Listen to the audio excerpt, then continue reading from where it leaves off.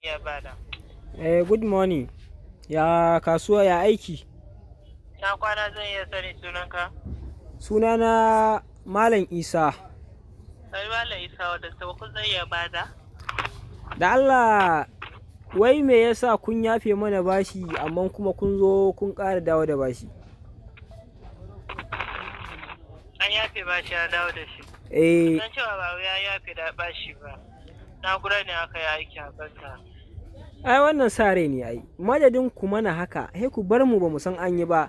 Nan yanzu da na haɗa lefe zan kai kuɗin aure. Yanzu dole na fasa na biya ku, na cika kuɗin na biya ku kuɗin bashin ku gahi yanzu babu kuɗin mara zan cika ma in je in kai kuɗin auren ma. Amma yanzu in tambaye ki mana. Kina ji na? Sauku zan iya bada. Yanzu da Allah